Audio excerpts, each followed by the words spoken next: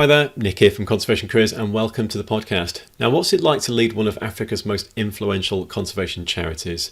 And how do you support grassroots leaders from across the continent whilst balancing fundraising, strategy, and your own well-being? And how can a mid-career pivot lead to purpose and impact within conservation? Well, today's guest is Nick Bubb, who's Chief Executive of Tusk Trust. With a background in engineering, ocean racing and finance, Nick brings a unique skill set and perspective towards conservation leadership. Now, in this episode, we explore Nick's approach to leading Tusk, supporting small, high-impact conservation projects, championing ranger welfare and shaping a collaborative future for African wildlife protection. We also dive into his career journey and lessons from his time at Fauna Flora International, the importance of career switchers in the sector, and how to handle the pressure of leading with purpose. It's an inspiring and a mission-driven podcast. Enjoy.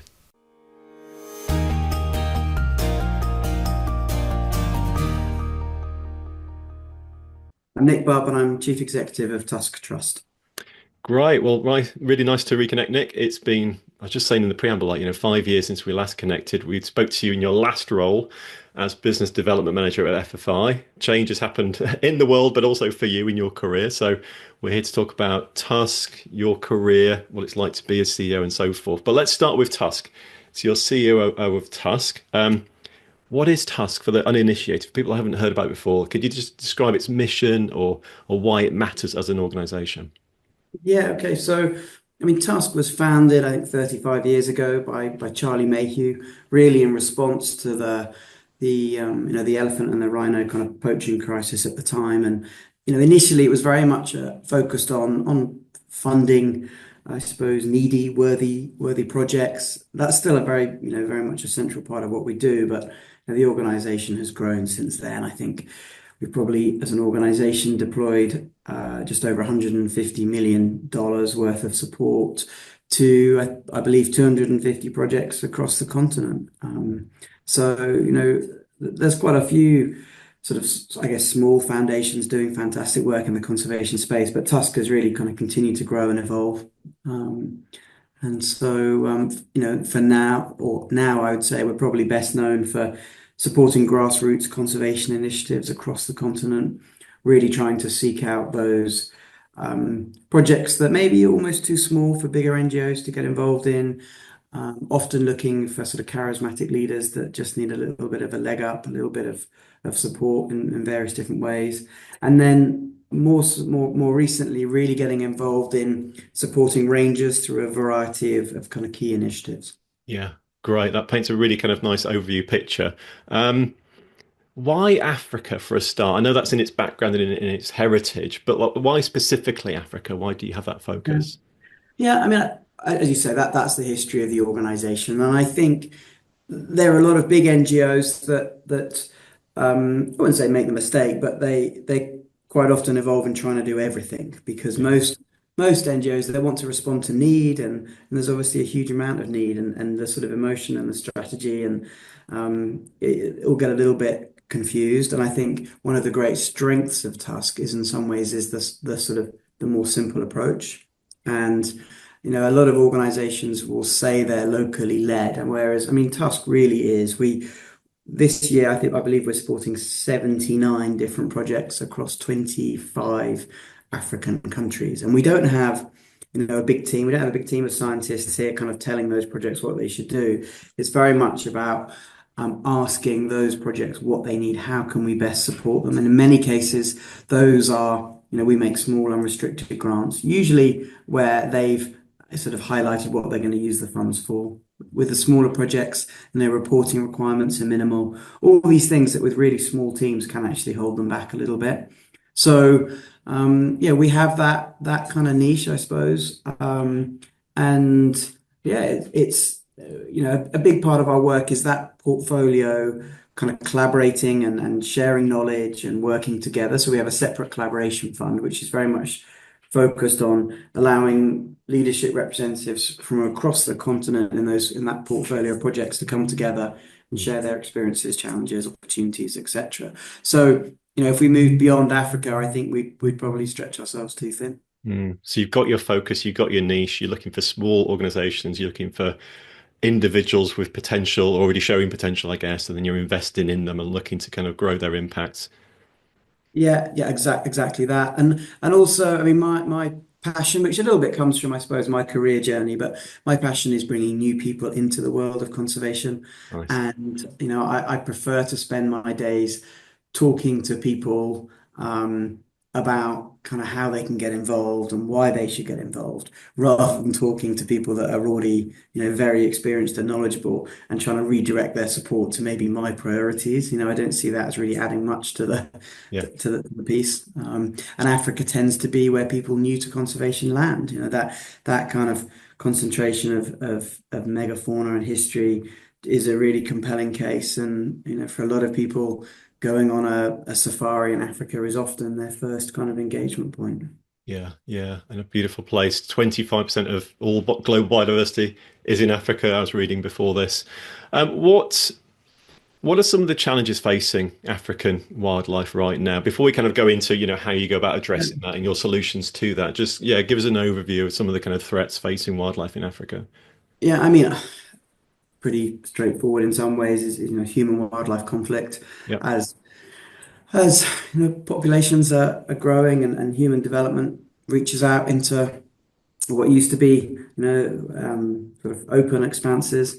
We're seeing a lot of pressure um, on critically endangered species that inhabit these ecosystems, these areas where previously there was no kind of human population. And so that managing that conflict and working with local communities to help them to not just to understand, but to realize the value and the potential in coexisting happily with wildlife, and where possible, using that for not just economic, but moreover, kind of more in general environmental benefits is a huge part of what we do. Some of our biggest challenges, and obviously also some of our greatest opportunities. I think thankfully we've seen a slight reduction in the sort of organized crime poaching side of things, and that will always be there. And that's only really because of the huge efforts from.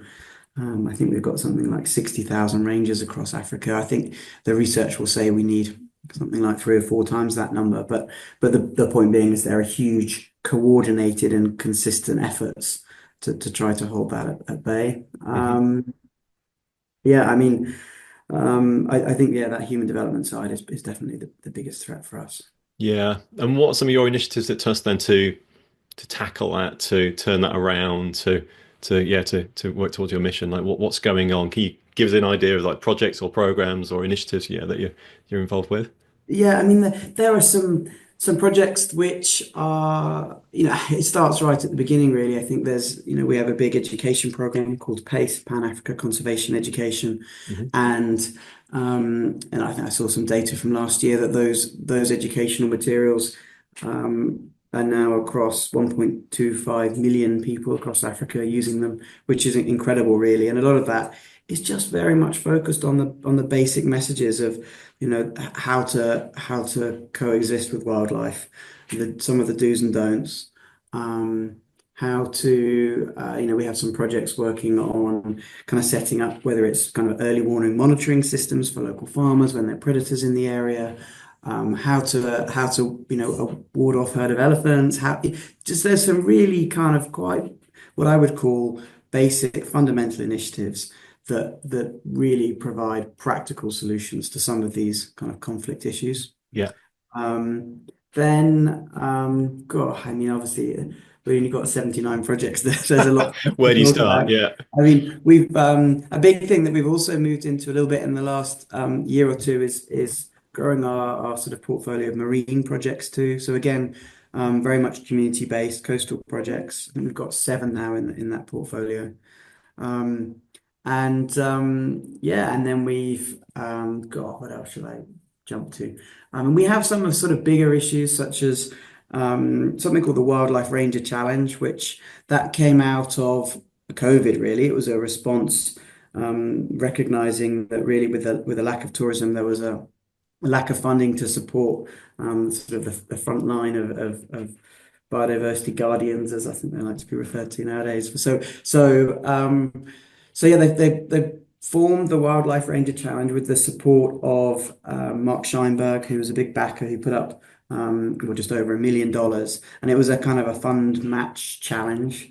And the idea was that rangers would enter into a kind of a continent-wide competition, which was really just their normal training schedules anyway. Yeah. And that training would be a sort of light-hearted competition, but also trying to really demonstrate that this is a really kind of worthwhile and professional profession that should be aspirational for anyone really who wanted to get involved.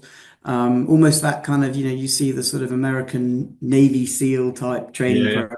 It's that kind of idea. And it became this huge, not only fundraising mechanism, but also just, exceptional camaraderie between rangers across the continent when often they're working in, very isolated and remote conditions. Yeah. Since it was founded, it's now raised well over, I think, $25 million now, I think is the number. And we're continuing to grow that. And there have been some amazing initiatives that have come out of it. Last year, in partnership with the Game Rangers Association of Africa and the Royal Foundation, we launched bit of a mouthful, the Ranger Welfare and Standards Initiative, which really is it's a medical insurance program, emergency evacuation, etc., etc. And the idea is that all rangers should have proper insurance, and their families should be insured or supported through that mechanism. But as an organization, we give grants to organizations who don't have that insurance in place, but it's on a sort of a sliding scale. So over time, organizations should build that into their budgets as a standard. And at the same time, any organization that we give a grant to is obliged to sign up to the International Ranger Federation's Code of Conduct.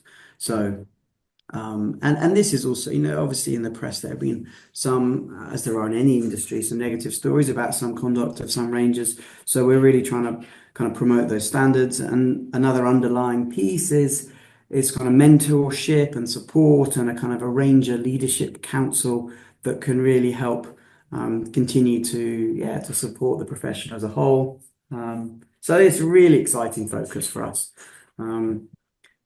So much going on. So much going on. So many questions as well that's been out from that.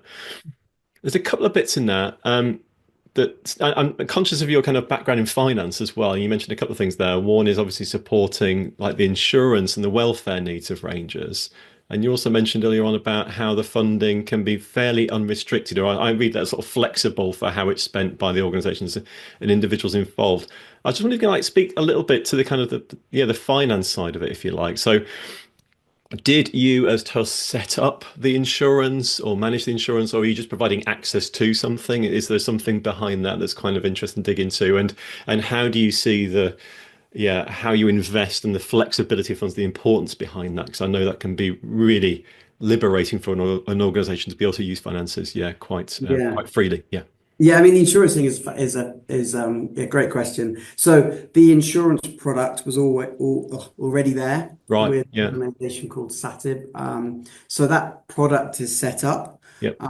What we've done is work with a group of rangers to ensure that it's actually meeting the needs, because clearly the sort of the payouts relate, or the premiums relate to the payouts and the service. They're trying to find a kind of a happy medium there. Yep. And I should add, there are some areas of Africa, typically the higher risk areas, where we can't provide cover at the moment. And interestingly, it's not just about the risk level, it's about proximity to medical care too. So that sort of evacuation side is a massive factor. So it's not everywhere at the moment. It's something we're continuing to work on. So the product is there, and we've really taken it, made sure it's fit for purpose, and then made it available to our partners and actually other groups beyond our kind of regular group of beneficiaries. One of the objectives is that, this is part of raising the standards, is that anyone who we support, we feel we have an obligation to make sure that that rangers are properly cared for within that support program. So. Yeah, and that comes across really clearly. And then just briefly, I've got loads of questions I want to ask you, but like around the kind of flexibility of the investment you make in organizations and Yeah. individuals, like what's your philosophy or approach to that?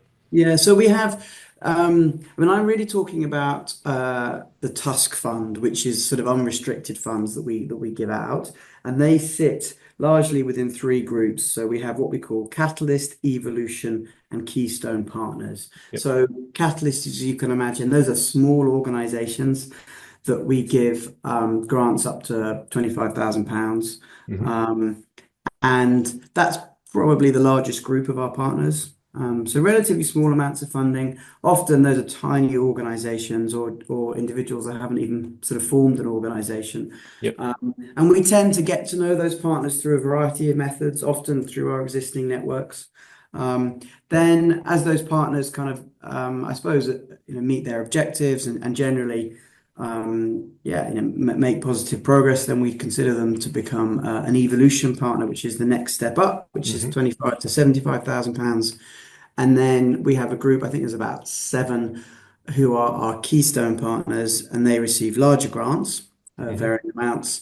And we're probably, almost certainly a much smaller percentage of their overall funding. Hmm. But we still believe that that's sort of high impact. But at the same time, we really need those keystone partners for the sort of knowledge exchange and sharing that happens Mm.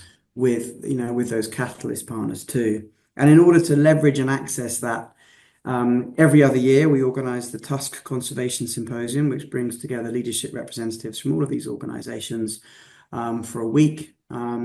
Last year we were in Rwanda, and it was facilitated by Malia Silly, who we will often have a lot of close overlap with. And then separate to that, we have a collaboration fund, which then allows if people came together, they identified common challenges, opportunities, experiences, etc. Then this fund allows them to go away and sort of spend more time together, visit each other's projects, and work up sort of larger funding proposals, which we may support in some way. Got you. Quite a Got you. sort of clear structure in many ways. Yeah, and quite a development structure and also support structure built into that. Yeah, I love Yes. that. So And it would be quite unusual for us to, I don't think we basically would take somebody on at that kind of later stage. You have to sort of grow through the portfolio. We yeah, do have some projects that we support through restricted funds. yeah. Um, and that's a sort of slightly different, slightly outside of the strategy there. If you have some bigger landscape projects, such as, we work closely with Melalangwe in Zimbabwe. That project there, we try to connect with some of our other partners where maybe they're a species specialists or there's just knowledge exchange and transfer Yeah. um, to be done. Great. Okay.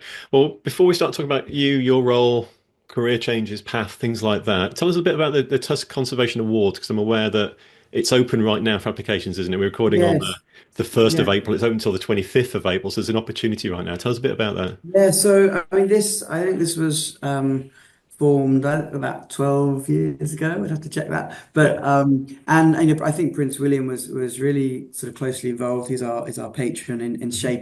shaping the awards, really trying to, I suppose, amplify the message and really to give leaders in the sector a platform to really kind of step on from. And it's very important. The awards are not just about recognizing sort of individuals. There's also 3-year grants that come with these programs and Hmm. are attached to the projects or programs that the individuals represent. So Hmm. there's three awards. There's the Prince William Award for Conservation in Africa, and that's a £100,000 grant spread over 3 years. And that's more of a kind of a lifetime achievement award. Hmm. Then there's the Tusk Award for Conservation in Africa. I should mention that the Prince William Award is sponsored by 91 Hmm. investment management company, and then Defender sponsor the Tusk Award for Conservation in Africa, which is a sort of a kind of mid-career conservation emerging leader award, and that's Mm. a £75,000 grant over 3 years. And then there's also a Ranger Award, which recognises just an outstanding individual working in the field, and there's a £30,000 grant for that. And that again, all of those grants would go to the programs they represent. So I think a lot of people see the prestige and the and I suppose that if you like the PR that comes with the awards, but for Yeah. me, really, it's about the underlying funding. Yeah. Um, so yeah, Brilliant. it's a fantastic initiative. I mean, there's a lot of good award schemes out there, but that level of funding is pretty special. It really is. Yeah. Okay. And we'll drop a link, obviously, I think tusk.org, all on the Yeah. website. Yeah. 25th of I April. mean, one Yeah. of the slightly funny things, Nick, is that we get some amazing applications, but I really would encourage people to nominate somebody they know who might fit. We're always looking for people new to the organization, new to our network, and we're just so aware there are some amazing untold stories out there, and we'd love to unearth more of those. Opportunity for growth. Brilliant. Brilliant. Okay. Let's change gears then slightly then. I'd love to talk more than about you, Nick, and your job, your career, the journey that you've been on the last 5 years and plus. Let's start with your current job. Yeah, so you're the CEO of Tusk. Not many people get to be CEOs of organizations like Tusk. Like, what's your job like? How would you describe it to someone who has no idea what a typical week is like or what responsibilities are Yeah. like? Paint a bit of an honest picture as to what it's like to be you. Yeah. I mean, so my background, I guess for probably 25 years now, is largely in fundraising in one respect or another. So that's kind of in my DNA. That's something I focus heavily on still day to day. But the reality is a lot of making sure everybody has the tools that they need to deliver their jobs and meet their objectives, Hmm. making sure as an organization that we're structurally I spend a lot of time talking about organizational efficiency. Are we investing in the right areas? Hmm. Um, Focusing on the sort of day-to-day problem solving, working across 25 countries, there's a lot of yeah, politics. I mean, there's a huge amount that you need to try and keep up to speed with, but at the same time, you need to keep a focus on the bigger picture and the longer term, strategic development of the organization. I joined Tusk. We were 1 year into the sort of 3 year business plan. At the end of this year, we have to have a new business plan in place. So already I'm kind of working with the team on that. Hmm. There's a lot less sort of overt leadership. It's more about kind of empowering the leaders within the organization. Tusk is a growing organization, and I spent quite a bit of time last year slightly restructuring, how our management team and our senior leadership team sit. Focusing, I guess, topically, uh, for you, looking at career development opportunities for the team. That the employment world is different to how it used to be, frankly. And to attract good people to come and work for Task is something that you have to take seriously. And so, Mm. it's not just sort of come and work for an organization doing good work and take home your salary. You've got to show that there's career development on a personal level. There's opportunities to move within the organization. There's opportunities to build your knowledge. So yeah, there's a huge amount to kind of think about. Day to day, I typically spend 3 days a week in the office. Yeah. Um, just team meetings, lots of face-to-face stuff. All of my kind of my inbox tends to just fill up every day, and then in the evening I have to try and deal with it. That's the reality of Right. it. I have an amazing assistant who, she keeps on top of stuff that's urgent. Try to have FaceTime with most of the team every week. And then yeah, fundraising in London on a Wednesday. That's kind of my day to go to the city. Bit of travel to the US, which is a big fundraising focus for us. Obviously it's a very interesting time at the moment over there and indeed Yeah. globally, but there's still huge opportunities to fundraise. Last year I traveled quite a lot whenever there was sort of an opportunity to do so in a sort of cost efficient way to visit projects. So yeah, there's a lot going on. Sarah Watson, who is based out in Kenya, she lives at Lewa. She is our Chief Conservation Officer. So she leads all of the kind of conservation strategy. Or we have a head of conservation partnerships that sort of oversees the day-to-day of all these partnerships. But I very much try to check in on all of that. I'd say that my focus is the business of conservation. And, nowadays, with this backdrop of sort of development funding under huge pressure, in many ways, just like COVID, we're looking at, okay, what are the sort of other sustainable finance mechanisms that we can put in place? I really see philanthropy largely as being seed funding for bigger initiatives, or in some cases, there are examples where there's no other way to generate funding, and that's you're meeting sort of a systemic failure. Yeah. But a big piece of work for us up ahead is some of our catalyst projects. There is no way that these organizations have started thinking about kind of how to build sustainable revenue streams. They're not at that stage. So Mm. for us, it's trying to push those conversations forward at the right time. Bring in people with relevant expertise, either from within our portfolio or externally, to help develop those. So yeah, there's a lot to think about. Yeah. Much less of an old school approach where the CEO sort of stands up at the front and tells everyone what they're doing. Is much more about empowerment of the whole team. And I think in a founder-led organization, when you have this transition, you're moving to more shared leadership. Hmm. And I suppose, I'm very open that I don't have all the skills and knowledge that many of the team do have. Yeah. Um, I'm not an academic in this respect. I'm an engineer. Yeah. Um, I first got involved really in conservation, I guess, in the late 2000s, but not as a sort of a career until the end of 2013. Um, so it's been in some ways, it feels like a fairly sort of well, I'd say rapid progress, but I don't know. It's for me. There's a lot come at me quickly, and I feel a huge pressure to utilize those opportunities, and enormously grateful for the people that have helped me along the way. I've always been very open to advice. I don't necessarily have to take it all, but I love to receive it. Yeah. And maybe as I reflect back a bit on my time with FFI under Mark Rose's leadership, the Yeah. CEO for Yeah. 30 years. I mean, you don't have to look very far to find. I mean, the CEO of the Rufford Foundation, a couple of the wildlife trusts, Yeah. huge new initiative in Saudi Arabia. These are all former colleagues who are Stuart now Patterson, the leading. FFI. Yeah. Exactly. So there's a huge legacy from that organization and Yeah. the leadership there that really has given us all the skills to go on and yeah, do what we can. Go off and keep flourishing. Yeah. Yeah.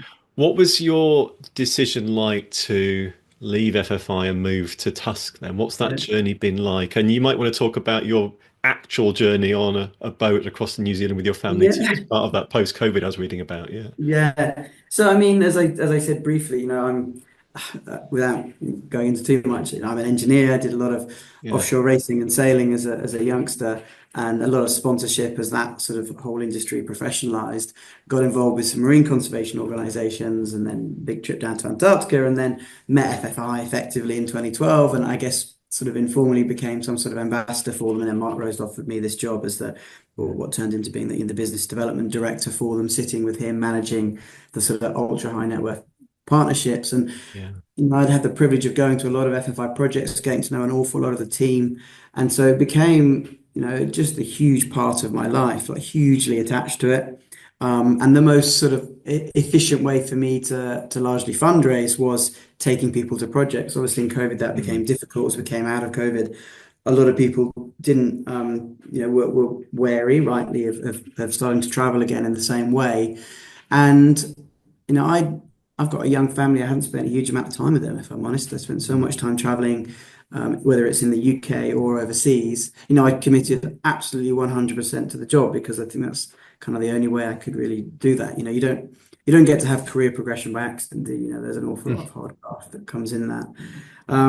So yeah, at the end of COVID, like a lot of people, a bit of a reassessment of priorities, and I said to Mark Rose really, I think I'm going to take a year or so, and I'd like to go off cruising with my family, recognizing that you'll probably need to replace me. And they said, well, look, Mm. why don't you, sort of continue to work for us as a consultant? And effectively, I did X number of days a year, and we sailed from the UK to New Zealand, so down across the Atlantic and through the Caribbean and through the South Pacific to Fiji, and then down to New Zealand. And a big part of that was also for me to visit more FFI projects and to sounds a bit of a cliche, but to reconnect with nature, Mm. to spend time seeing not only the kind of, the negative impacts of climate change, but also to see some of the positive stories, because Mm.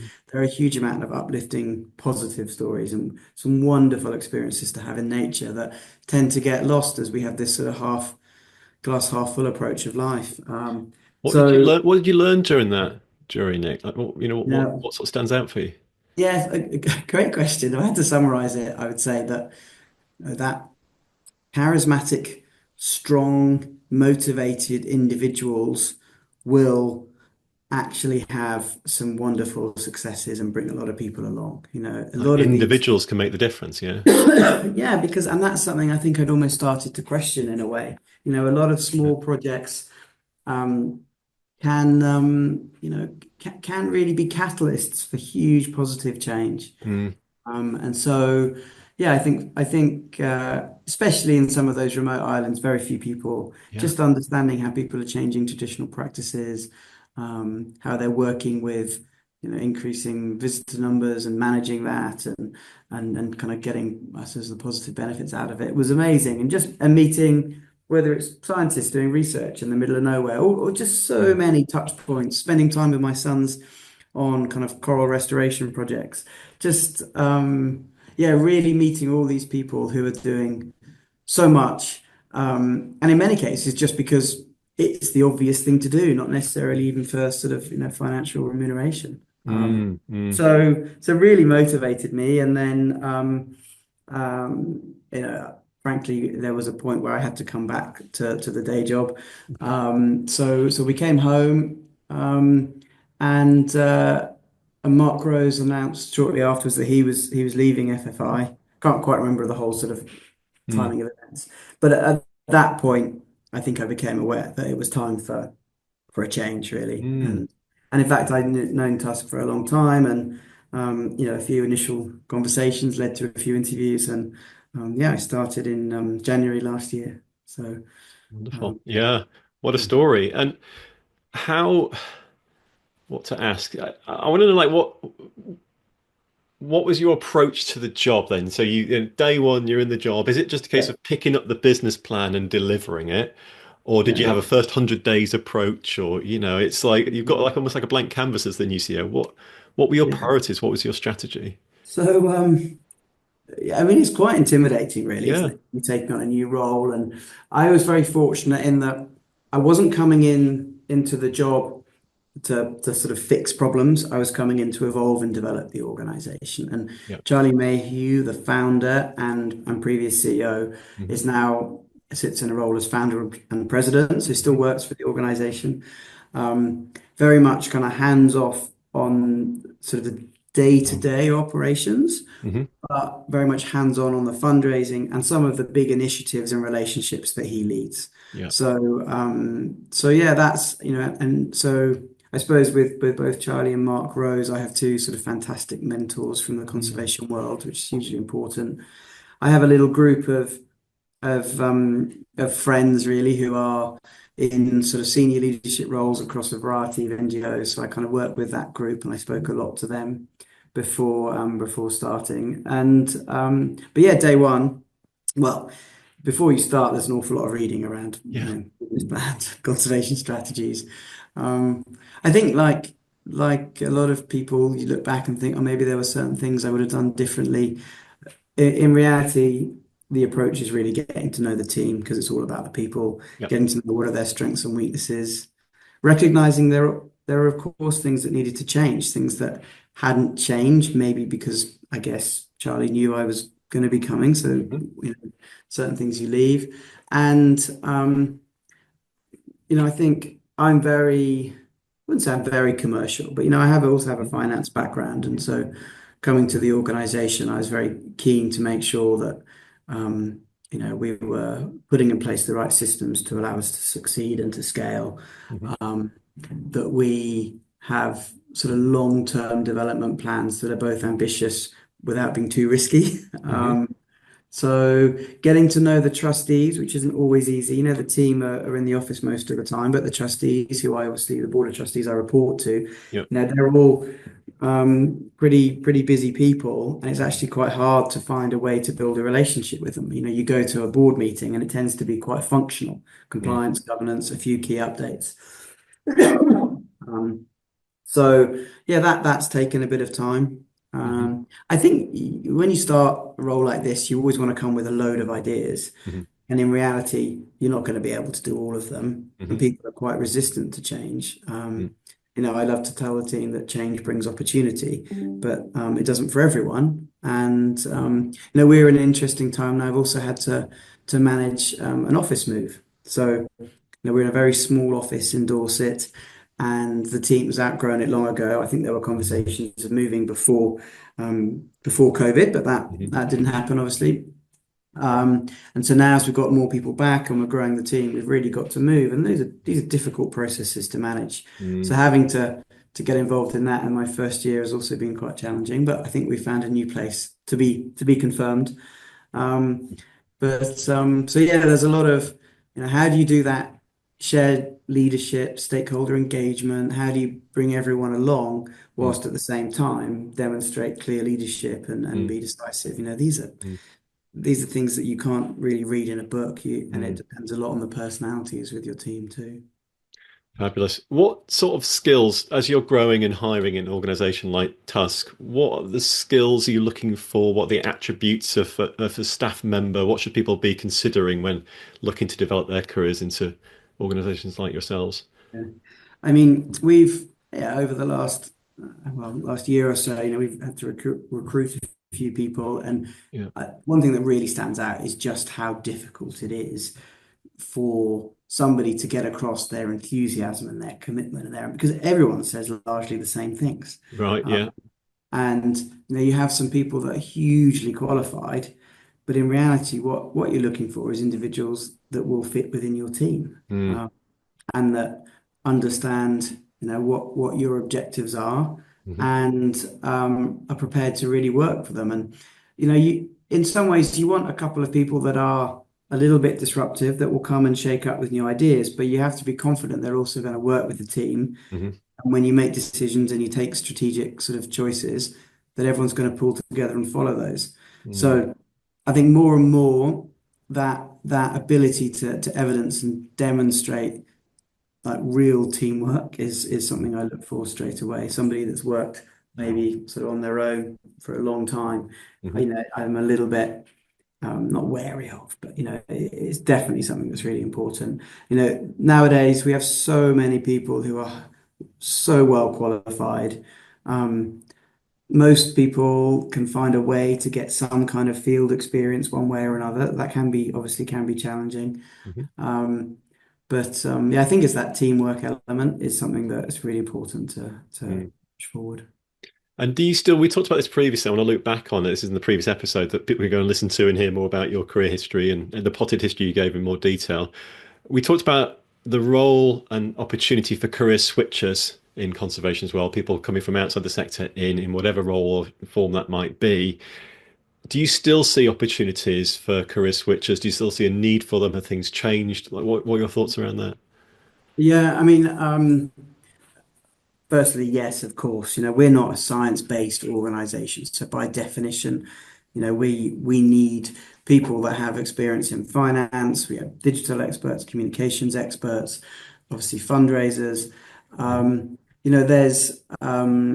There's huge opportunity. The reality is sometimes, salary expectations don't meet. Hmm. I think we're getting closer to that. We certainly go through benchmarking exercises here to make sure remuneration is right within the team and also the sector generally. Hmm.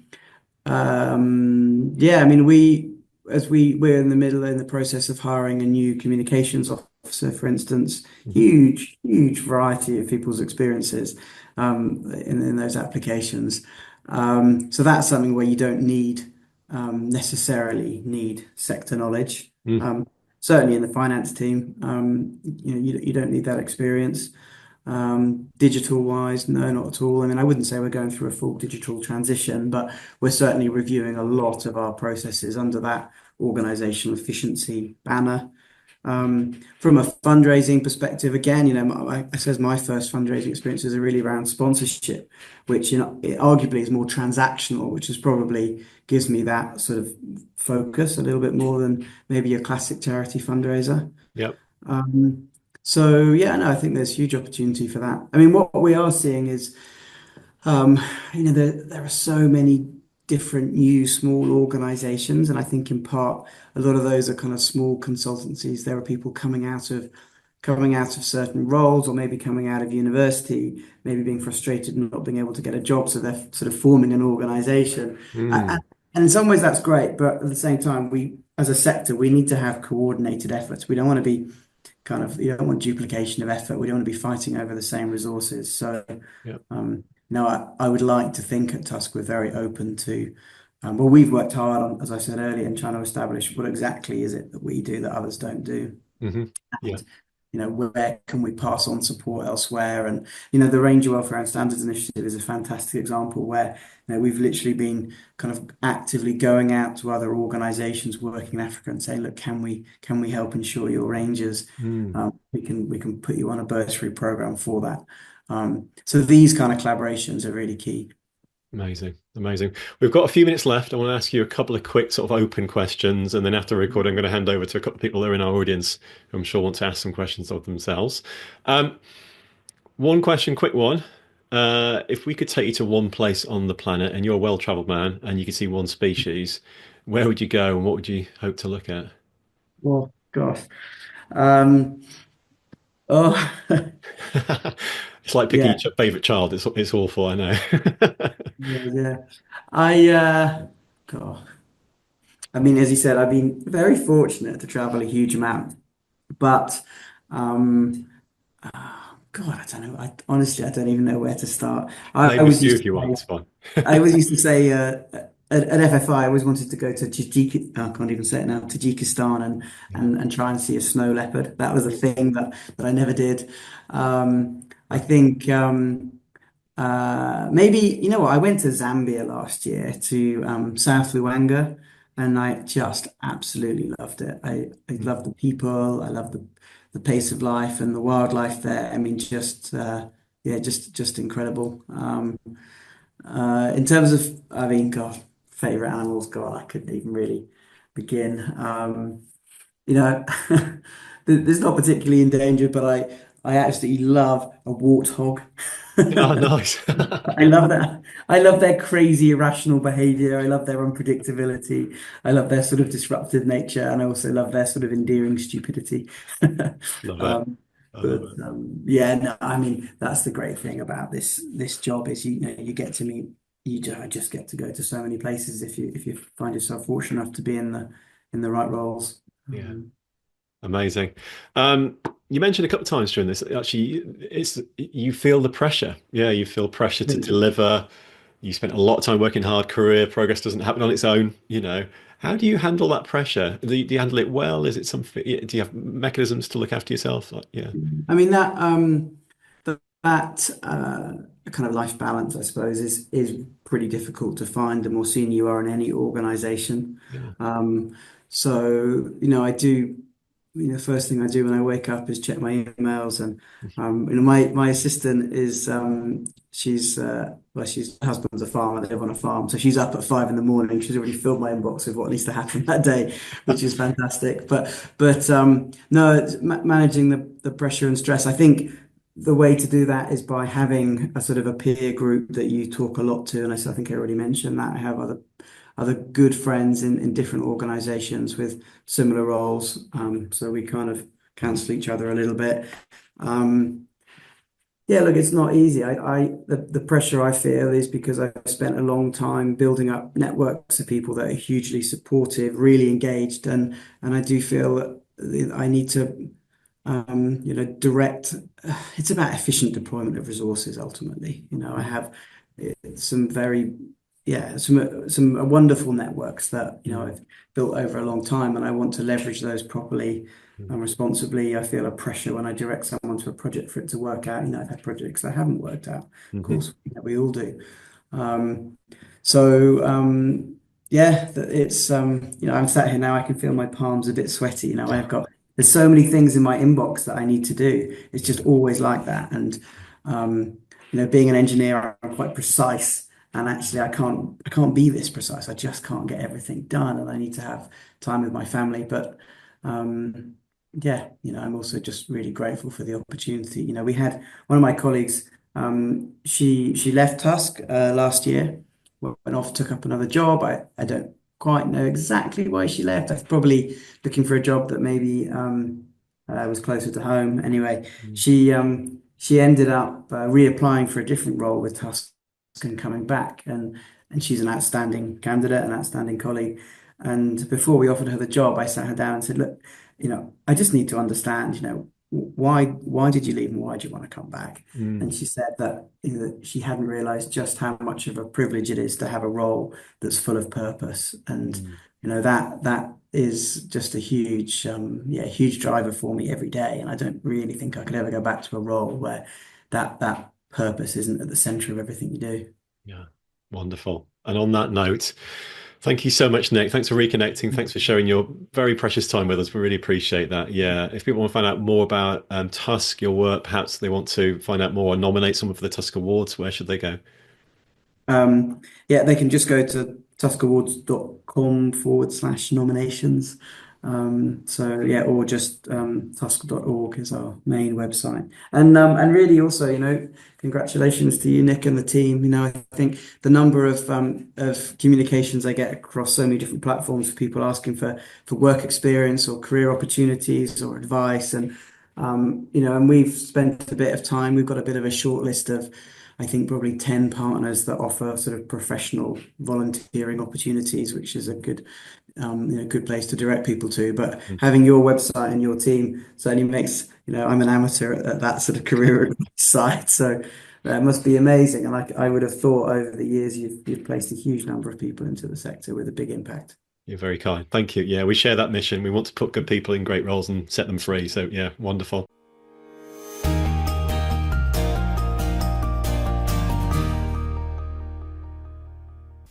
Okay, I hope you enjoyed that, everyone. If you did, then please do hit the subscribe button to get notified of new episodes as they drop. And also, please give us a rating or a review, because it really helps us to get in front of more people, and we really enjoy reading them all. As you'll have heard, our podcasts are now recorded in front of a live audience who sit in and listen to the chat, and then after the mics are turned off, they get a chance to talk to the host, to share their thoughts, and also to ask questions. It's a really great format. If you'd like to be in the audience, all you need to do is join the Conservation Careers Academy. Now, in the Conservation Careers Academy, you'll get full access to the world's biggest conservation job board, listing over 15,000 jobs, volunteer and internships across the globe each year. You'll also enjoy access to our amazing CC Pro private members community with regular events, networking and support. Plus, you'll get full access to our growing library of career-boosting resources, guides and templates. And best of all, it only costs a few dollars, euros or pounds per month to join the Academy. Now, to find out more, please visit conservation-careers.com/academy, or simply click the join button at the top of our website. See you on the inside.